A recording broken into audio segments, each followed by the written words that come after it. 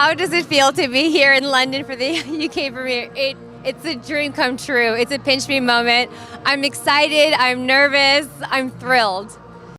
It's so original, it's got a unique hook, but it's very universal. Everyone's had a terrible boss. Everyone secretly wanted revenge on their boss. We developed the pitch and script just for him. It's got his DNA all over it. This movie was meant for Sam Raimi.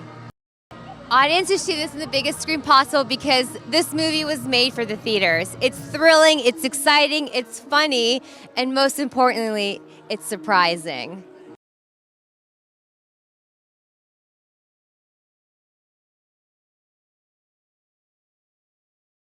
It feels great to be here in London. I love London. I was super happy when I heard that we were doing a premiere here. So yeah, it's awesome.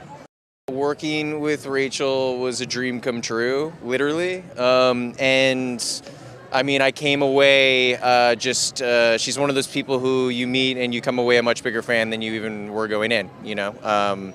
Yeah, I can't say enough about her as a person and an artist. I mean, she's just one of my favorite humans I've ever come in contact with.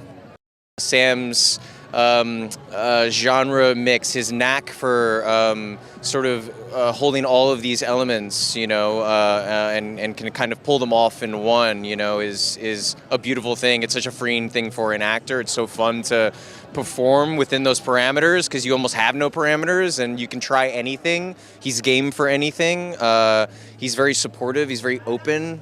And then he's very honest as well. So if it didn't work, he'll be like, I don't know if that one is right, you know? But he'll also just be so welcoming of your ideas and excited by them, which is really inviting and creates a really safe environment. What's in store for audiences? It's a really fun movie to watch with an audience, you know, as like a communal experience. I feel like that's...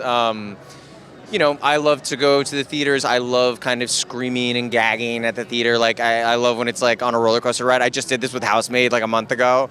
I got shushed in the theater, which is like, that's wrong. You know what I mean? Like, we need to bring back these kind of roller coaster ride experiences. So just like you say, it's a wild ride, you know, and I think also there's so many unexpected turns like that. I feel like they've done a really good job at concealing. So I'm excited to kind of, see what people think.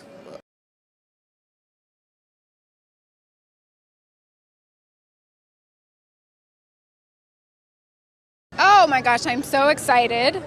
So wonderful to be able to bring the movie internationally. I hope the London audience likes it.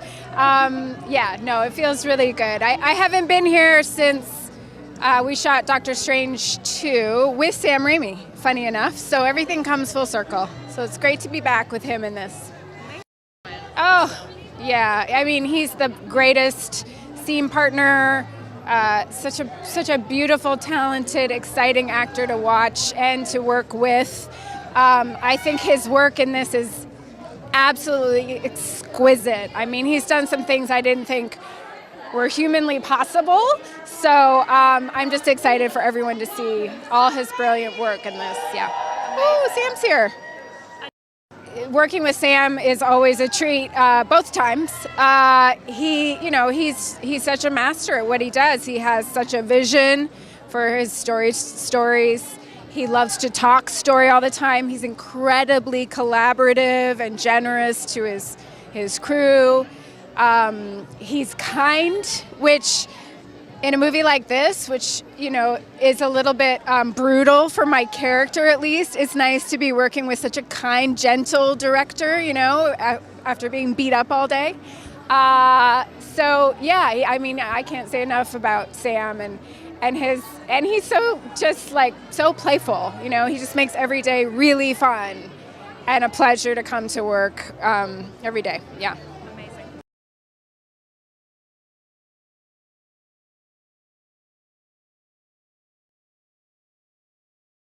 It feels great to be here. I love London, and the people have always been so nice and receptive to the type of movies I've made.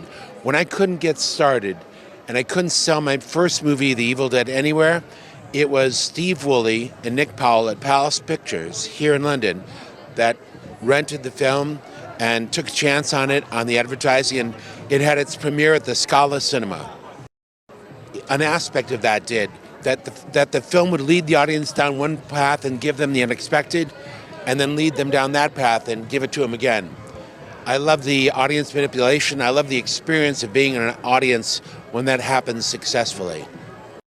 I think they were the perfect ensemble to bring the story to life, mostly because of the fact that they're brilliant actors.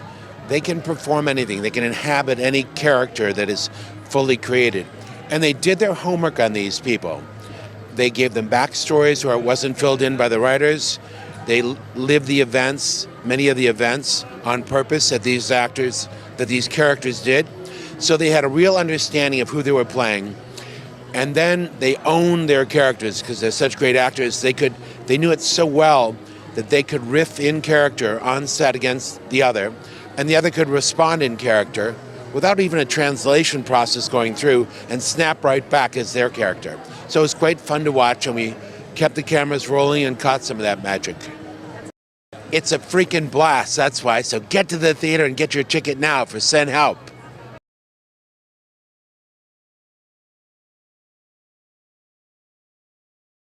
All right, first one is, Sam, what was it that drew you to the initial pitch for Send Help, and why did you decide this was an ideal project for you to direct? Well, actually, Zainab is the one that heard the original pitch, and she was so enthralled with it, she brought the writers over to me, and they had them pitch it again. And I think what attracted you first? What attracted me first was the character of Linda Little. I think that everyone can relate to her. Everyone's felt underappreciated and overworked, and the fantasy of being stranded on a deserted island with your terrible boss was so delicious, and I thought that was a film you just have to watch. But I was your boss then. Well, here we are. It depends for how long, but here we are. Here we are. Next question is for Zainab. Linda Little is the perfect example of a strong female anti-hero. Yes. What was the process like developing her character? The process of developing her character was a long journey. We wanted to make sure she was relatable, and we've never seen an anti-hero like her. And as we were developing it, we went through many ranges of making sure how far and dark can we take her, and how making sure we could be able to redeem her. So it was really important to me also that making a genre film that we didn't have a movie about a weak woman, but a very strong woman who came into her power. And this is for both of you. This film is a master class in mixed genre storytelling. How did you each approach balancing the film's main tones? Well, it was always written as a adventure comedy with a thriller-esque aspect. So it was already a mixed genre piece when Shannon and Swift wrote the screenplay. But I've always loved mixing genres. I find that the construction of a suspense sequence with its setup and maybe pay off with a scare is very similar to the construction of a joke, which has some beginning that has builds some expectation, and then you hit them with a scare, which is like the punchline. And I've often found in my early horror movies, people would laugh when the scare happened. And I realized the similarity there, and sometimes I realized I could mix. I can do a regular setup that might be a joke and then hit them with something frightening. Or I can create a suspense and an anxious feeling with the audience and then hit them with a laugh. And it works incredibly well because they're so similar in their construction, and I think it's a little bit of a unique experience for the audience to see that combination. So I've already been a mixed genre person, and this screenplay had it, and I guess we just were all aligned in our thinking.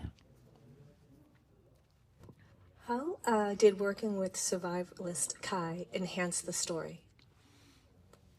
She was our North Star. She was with us during pre-production and production, and she worked closely with Rachel, and she wanted to make sure that everything we were doing were very accurate if we were on the island of Phuket. So she was very, very instrumental. And she could have done that job in a northern winter environment where there's no tropical setting. She knows a whole different set of skills for that environment versus our particular environment in the tropics. And our last question will be, Rachel and Dylan deliver such a balanced performances. How did you craft Linda and Bradley's character arcs so that they both have redeemable moments as the conflict escalates? It was really all in the writing. Shannon and Swift's great script was designed like that, and then the actors developed it and made it richer and funnier and more real. And that these situations that the script proposed are so absurd that the actors played it very real. They're showing their vulnerabilities, their insecurities, their weaknesses, and because they're such great actors, they did the homework and figured out who these characters were. And on set, you could even see them improvising in character, and the other actor would improvise back in character. And on it went, and I'd say, keep rolling, they're great. It's a little bit of magic with great actors when they are so good and have worked so hard on the project that sometimes you're able to capture that. And of course, 5 words. In Sam Raimi, we trust. Yeah.